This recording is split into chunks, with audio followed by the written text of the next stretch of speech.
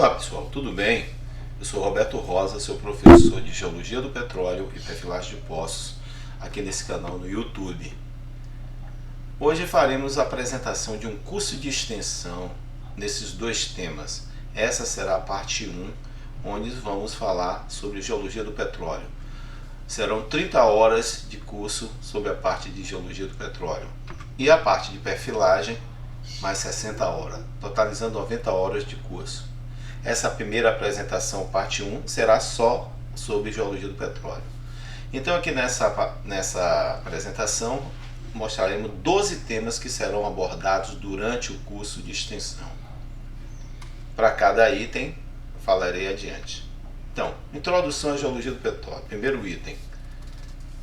Geologia do Petróleo é uma disciplina multidisciplinar, onde o conhecimento em sedimentologia, estratigrafia estrutural, paleontologia, análise de bacia é necessário para ter essa compreensão. E nessa figura nós temos aqui um anticlinal, um reservatório anticlinal. Anticlinal funciona como uma armadilha de petróleo. Então no passado, na exploração de petróleo, buscávamos muito, em mapeamento geológico de superfície, reconhecer estruturas que afloravam sob a forma de anticlinal ou rocha, porque o petróleo sempre migra para regiões de menor pressão e temperatura. Bem, falando de métodos de exploração, nós temos os métodos gravimétrico e magnetométrico. Esses dois métodos são métodos potenciais que trabalham com base na variação da densidade das rochas e com a variação da suscetibilidade magnética dessas rochas. Esses dois métodos funcionam muito bem para observar o fundo da bacia, ou seja, o embasamento, que normalmente é formado por rochas ígneas ou metamórficas. Essas duas técnicas não estão sendo mais utilizadas na exploração de petróleo. E mesmo quando usadas, elas precisam de um mapeamento geológico de superfície para embasar as interpretações com esses métodos. Aí veio o método sísmico, seja em terra ou no mar. O método sísmico, além de reconhecer o fundo da bacia, identificar o fundo da bacia, o embasamento, ele também consegue ter uma ideia do preenchimento dessa bacia através de refletores. Como, por exemplo, temos aqui uma seção sísmica na Bacia de Santos, onde a gente observa o embasamento, diápano de sal, e aqui vários refletores, mostrando como foi o preenchimento dessa bacia. Observe que tem feições aqui dobradas, truncadas. Essas feições são possíveis alvos para a presença de hidrocarboneto. Então, a partir de uma sísmica como essa, ou seja, qualquer geólogo ou geofísico de petróleo vai furar poços numa área como essa. Então, a partir da sísmica, nós temos o conceito de lead. Lead ou alvo, ou pista. Então nós podemos, a partir de um alvo ou uma pista, gerar uma locação. O que é uma locação ou prospecto? Vamos furar um poço para descobrir petróleo. Então nós temos aqui uma proposta de locação, com base nesse trecho da sísmica, onde foi identificado. Temos aqui a previsão das camadas das rochas e formações que serão perfuradas nesse poço. Isso aqui é obtido com base em poços de correlação, poços que estão próximos a essa locação. Aí temos o conceito de play exploratório. No Brasil, nas bacias offshore, a gente explorava basicamente os turbiditos do pós-sal, ou seja, o nosso play exploratório era pós-sal. Turbiditos com rochas geradoras e rochas reservatórias, no caso turbiditos, e hidrocarbonetos, que constituía o play exploratório do pós-sal. Depois, em 2007, descobrimos, em 2004 a 2007, o pré-sal, ou seja, abaixo do sal, nós temos rochas geradoras, reservatório e acumulações de petróleo associadas. É o play exploratório do pré-sal. A caracterização de um play exploratório é muito importante na exploração de petróleo, tanto que ao descobrir essas áreas aqui na bacia de Campos e Santos, as bacias do oeste africano também foram valorizadas. Por quê? Porque essas bacias estiveram juntas um dia e tiveram a mesma evolução tectônica. Então, é um play exploratório, tanto do nosso lado como do lado africano. Já que vamos furar um poço, uma locação, a gente tem que dar um nome a esse poço. Então, os poços são classificados como estratigráficos, exploratório, explotatório e especiais. Explotatórios, o que é que significa? Buscam descobrir petróleo em áreas ainda onde não há petróleo descoberto. Então, quando a gente for o primeiro poço numa área, esse poço vai ser um poço número 1, um poço pioneiro.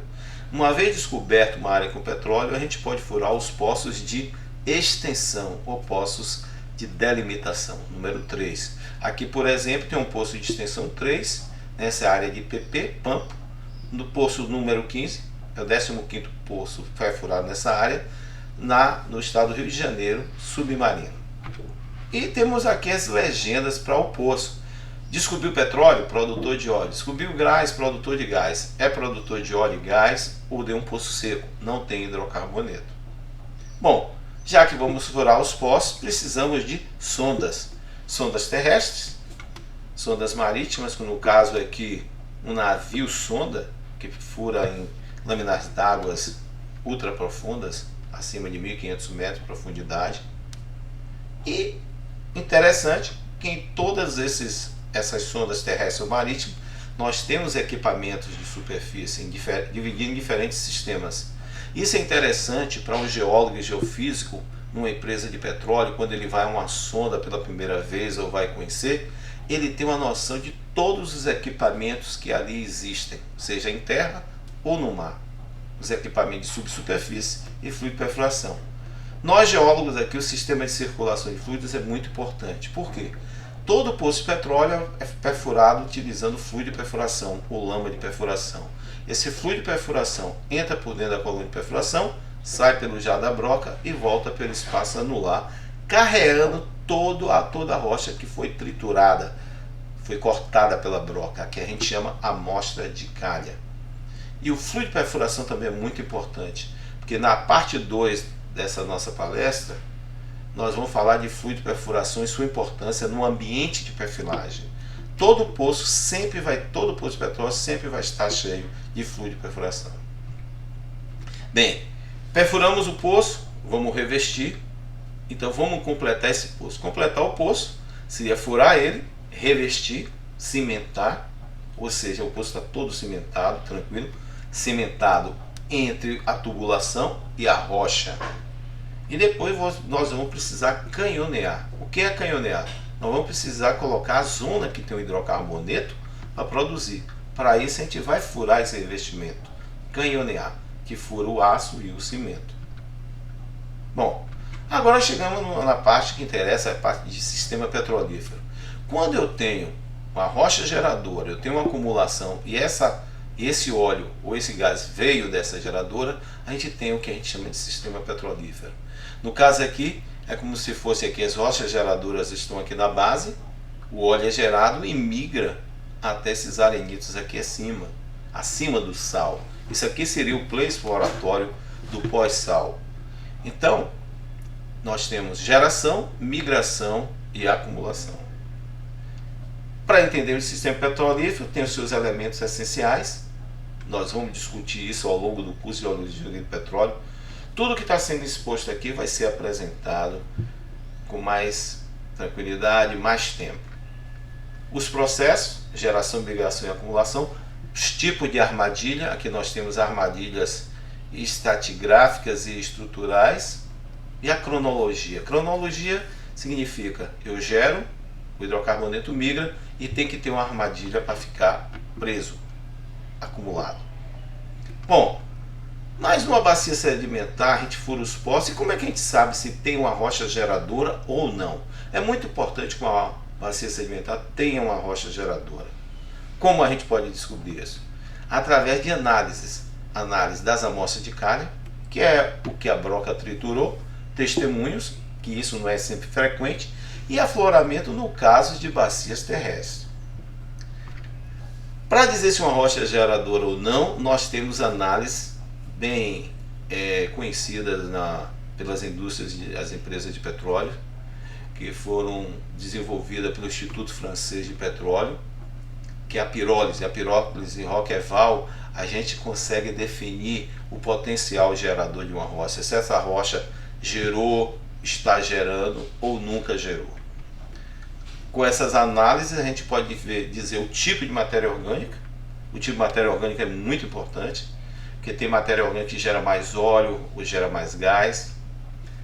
Tem mais uma outra técnica muito utilizada, que é a vitrinita. A vitrinita é um marcador de temperatura. Então, através da vitrinita, a gente pode dizer se aquela rocha geradora esteve em temperaturas adequadas à geração de petróleo ou não esteve. E algo muito novo, bacana, que isso aí realmente acabou com a teoria inorgânica do petróleo, né? Da geração do petróleo, a teoria inorgânica que existia, que são os biomarcadores. Então os biomarcadores, a partir dele, a gente ainda pode dizer o tipo de ambiente que essa rocha gerou, onde foi depositada. E podemos correlacionar a rocha geradora com a acumulação de petróleo. Bem, partindo da rocha geradora, vamos falar também no curso sobre reservatórios convencionais e não convencionais. O que são reservatórios convencionais? São reservatórios que têm permeabilidade, porosidade e permeabilidade, e o hidrocarboneto pode ser extraído sem muito problema. Já os não convencionais, eles não têm permeabilidade ou o óleo é muito pesado. Vai precisar de tecnologia mais avançada e maior custo para ser produzido. Nessa pirâmide aqui, nós vemos que o topo da pirâmide, essa parte menor, é onde tem óleo convencional ou gás convencional. Perfeito? E a maior parte da pirâmide é de grandes volumes de hidrocarboneto em reservatórios não convencionais, onde necessita tecnologia avançada e os custos são maiores. Nós vamos abordar sobre todos esses reservatórios não convencionais nesse curso: metano de camada de carvão, arenito com baixa permeabilidade, hidrato de metano, reservatórios de óleo pesada, areias betuminosas, folheiros pirobetuminosos, em especial reservatório de folheiro com gás. Por que folheiros com gás? Porque atualmente o reservatório não convencional no mundo que mais produz hidrocarboneto, que fez até uns 10 anos atrás o preço do petróleo cair a nível mundial, são os arenito cheio gás, folheiro com gás ou gás de xisto, cujo nome gás de xisto está errado. Discutiremos isso ao longo do curso.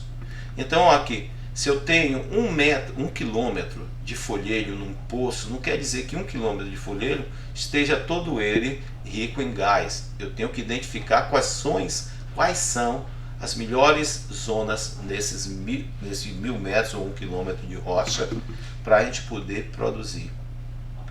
Nesse quadro, a gente mostra que os poços para shale gas, eles necessariamente precisam ser fraturados, já que esse reservatório não tem permeabilidade. Mas os poços produzem bastante no início e logo caem. Existia um impacto ambiental muito grande nos Estados Unidos, se discutia muito isso por conta dos poços para shale gas.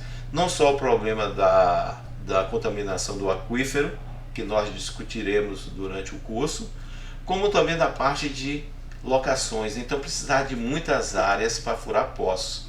Isso já foi praticamente eliminado, ou seja, de uma base única para furar um poço, a gente pode furar 12 poços.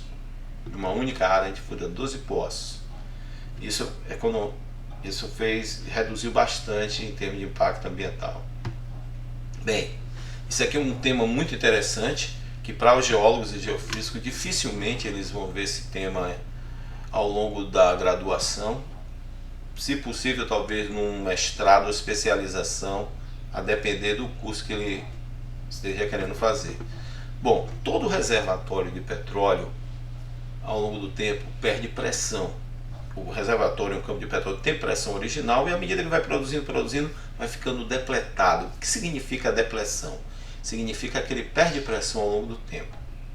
Nós temos os métodos de recuperação primária. Isso aqui é intrínseco ao reservatório. Quando ele é descoberto, ele vai ser classificado em um desses 4 mecanismos: gás em solução, capa de gás, influxo de água, o combinado. Mas ao longo do tempo, como eu disse antes, ele vai perdendo pressão, o reservatório vai produzindo menos. Então eu preciso de métodos de recuperação secundária. Eu pegar água e injetar para dar força a esse reservatório, ou injetar gás.